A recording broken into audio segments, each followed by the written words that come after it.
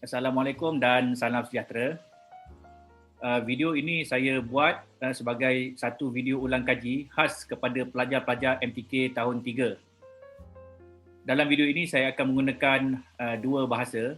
Okey pelajar, anda telah diberikan dua jenis modul. Modul 01 Speaking Skills, Modul 03 Oral Communication Skills in the Workplace. Yang ini kita akan menggunakan Modul 01 Speaking Skills. Now please take out your module. Saya akan cover daripada muka surat 1 sehingga muka surat 12. Sebenarnya selepas kita cover muka surat 1 sampai muka surat 12, kita terus pergi ke PB yang pertama. Boleh rujuk video yang sebelum ni yang telah saya buat. PB yang pertama tu, yang mana anda terpaksa buat speech outline, anda terpaksa buat text, kemudian buat PowerPoint dan present selama 5 minit. Membuat video. Iaitu adalah hasil daripada muka surat 1 sehingga muka surat 12 yang kita akan bincangkan sekarang. Baik, kita teruskan. So this one is Introduction to Communication. If you look in the module, there are only 12 pages. Hanya ada 12 muka surat and they are non-interactive, tidak interaktif. Jadi kita tengok muka surat ketiga. Topic 1, Introduction to Communication. In this video, I will have a lot of YouTube videos. Tengok dekat description. Kalau awak rasa video tu panjang sangat, awak boleh skip. So this one is Introduction to Communication. Okay. The first video is a failure to communicate. Dia cuba berkomunikasi tapi dia gagal.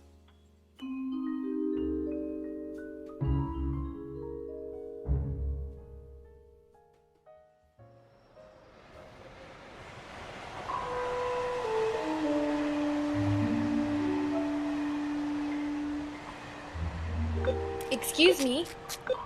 Hello? Hey! I'm a human being. If you don't want to help, at least say so.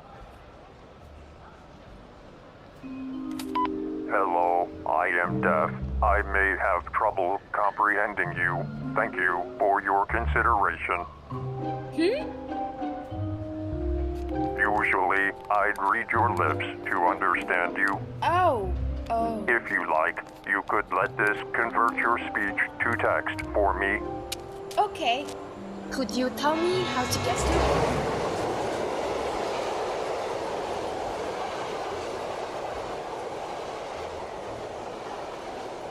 Want to try again? Attention passengers. All is well. Thank you. Low power shutting down.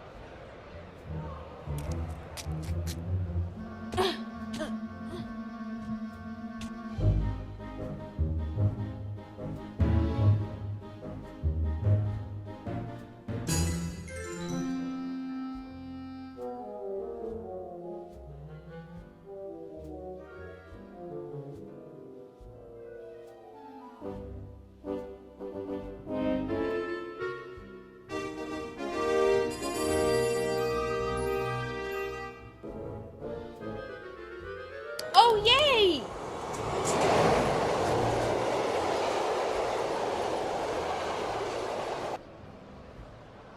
Attention passengers.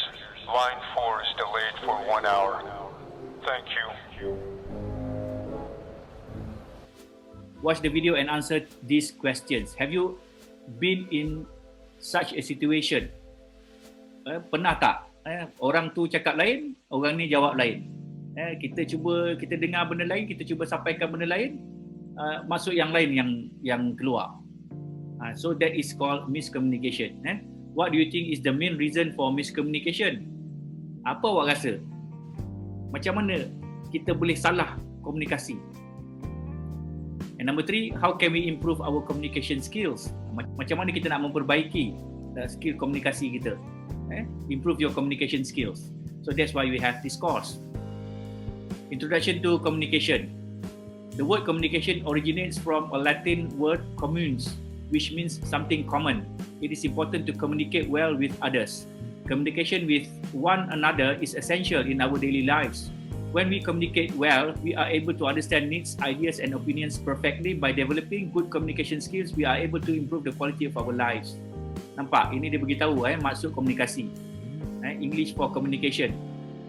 Maksud komunikasi ni dia sangat penting.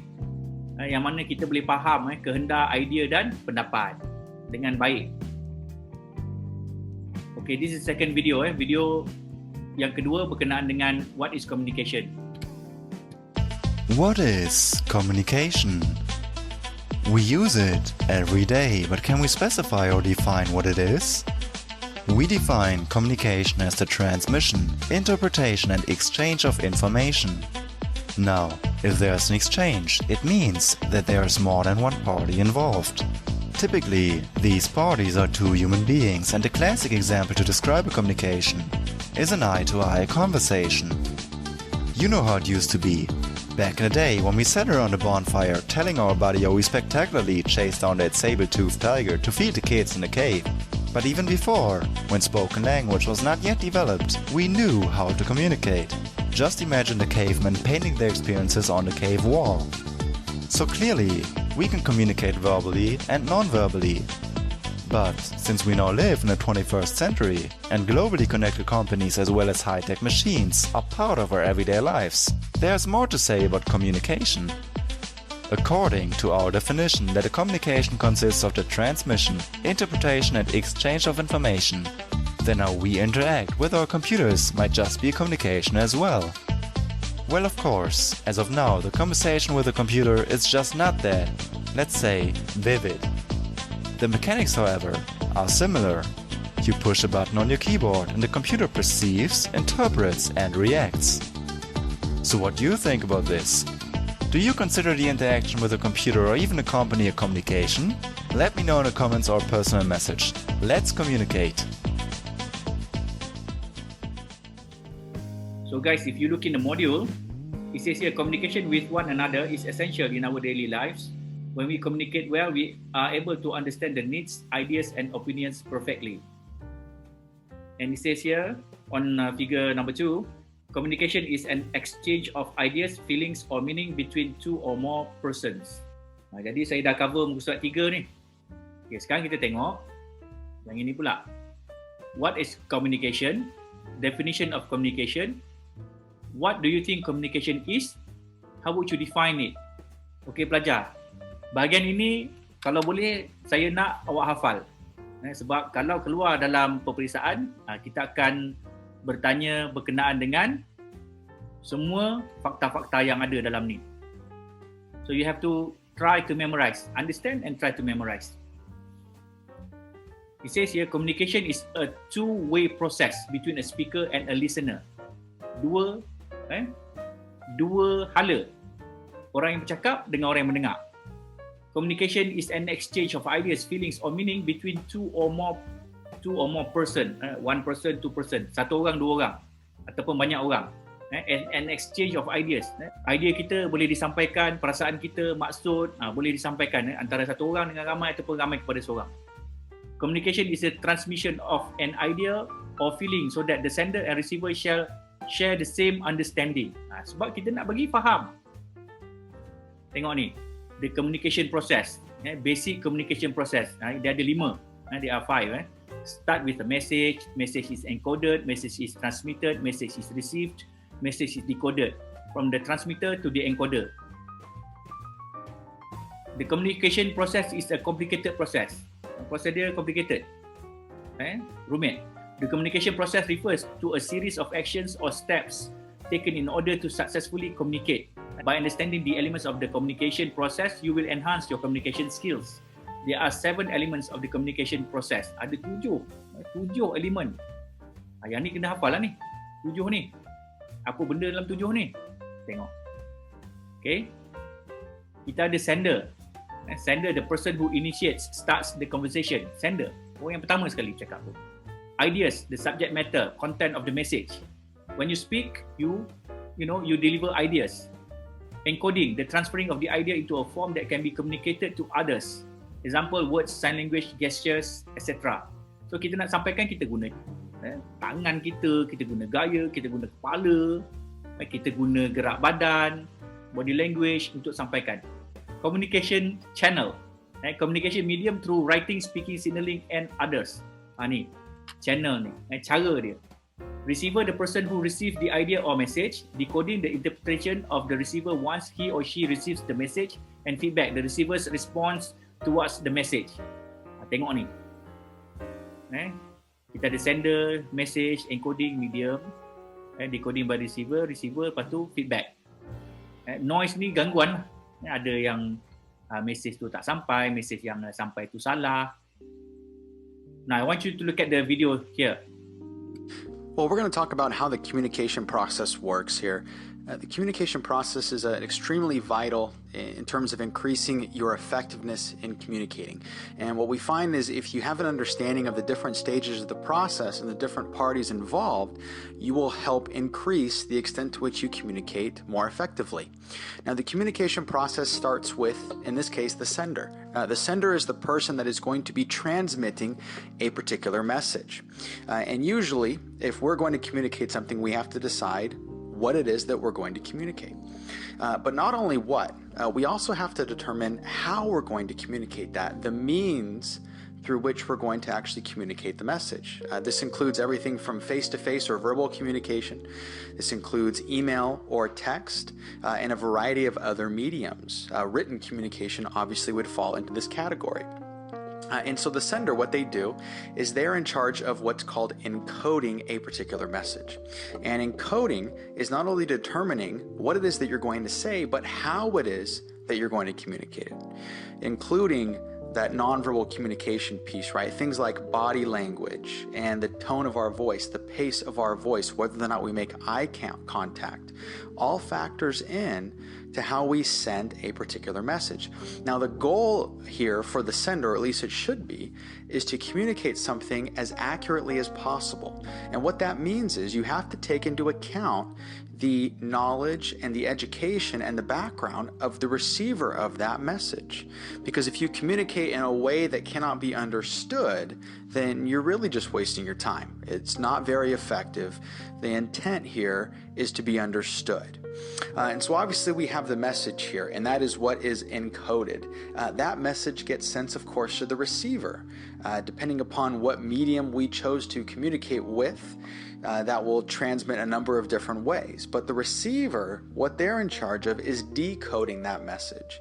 And what decoding means is they're trying to understand it. They're interpreting that particular message. And so they're listening to what is being said, and they're trying to assess what that is and gauge it for understanding.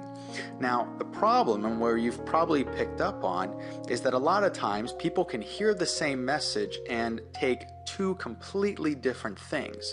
And that's because there's a lot of noise that gets involved in the communication process. Not only do you have to be aware of the understanding of the receiver, but you also have to take into account physical noise, like surroundings. Are there people involved? If you're communicating in a noisy restaurant, there's a physical limitation there where the actual noise in the restaurant is going to inhibit the receiver understanding your message. So that would obviously be in a physical sense, but you also have to take into account the person's mental state. You know, are they preoccupied? You can probably think of a time in when you were involved in a conversation and you're communicating with somebody, but not really. You're kind of going through the motions. You have your mind somewhere else. You're thinking about something. You're preoccupied. And although you're physically present, mentally you are absent. And that obviously is an obstacle or barrier to effective communication. In addition, you also have issues with education. You know, if you're communicating with someone who is of higher education or less, you do have to take that into account, because if you're sending the message, you do want to make sure that the person can understand it, right? If you're going to communicate to a group of elementary school students, it's probably going to look different than if you communicate to a group of college students, because you have to take into account the knowledge and educational level of the audience. And so from a receiver standpoint, if you're interpreting a message, then that could also be a deterrent to effective communication. You've probably been involved in a high school setting or in a college classroom. and a professor or instructor is lecturing on a particular set of material, and you're sitting there not understanding a word they are saying, and maybe, just maybe, that's because the person communicating isn't doing so with the actual audience in mind. Something to keep into consideration. Now, the other part here is we're going to move on is feedback. And feedback takes both verbal and nonverbal communication. Now, when I say verbal, obviously we're talking auditory, things that you're actually saying. Nonverbal communication is body language, posture, eye contact, those different types of things. Things that you're not actually saying, but communicating via your body language. And what we know about communication is about 70% of the message is communicated or interpreted via body language, meaning that if you say something to me but your body language says something else, I am more inclined to go off of what your body says if there is an inconsistency between the two. But this feedback piece is very important because for feedback, what happens is the sender is looking for some feedback to see whether or not the receiver actually understood the material. So let me give you an example. When I lecture in the classroom, one of the things I look for when I'm communicating, I don't have my back obviously turned to the classroom because I'm looking for feedback, right? If I am discussing a particular concept and I see that eyes are starting to glaze over and people are yawning and checking their phones and doing other things, I know that maybe what I'm saying isn't getting the point across and maybe I should go at it from a different angle. That's an example of feedback. So feedback allows the sender to ensure whether or not their message is being understood, kind of checking clarification, so to speak. Now, in addition to being nonverbal, it can also be verbal, right? Obviously, in this case, the receiver can transmit a particular message to the sender, indicating whether or not they understand, maybe asking clarifying questions if something is a little confusing. Could be a really good example. So those are all different ways that the sender, or the receiver, can actually transmit feedback to the sender. So just to recap here real quick, this process obviously we're looking at is very simplistic, involves two parties, the sender and the receiver. Obviously a lot of times when we're communicating out in the real world, there are many different parties involved, and so that just further complicates things because you have more physical circumstances to take into account, you have more mental states to take into account, more educational backgrounds to take into account, of course, and that just further complicates the communication process. But looking at it very simplistically, we know there's a sender and a receiver, there's a message, right? The sender encodes the message, provides meaning to it. The receiver then decodes, trying to understand that particular message. We know that there are issues involved with that. And then in turn, the receiver will send feedback to the sender where they can confirm whether or not they've understood that particular message. And that is how the communication process works. Oral communication.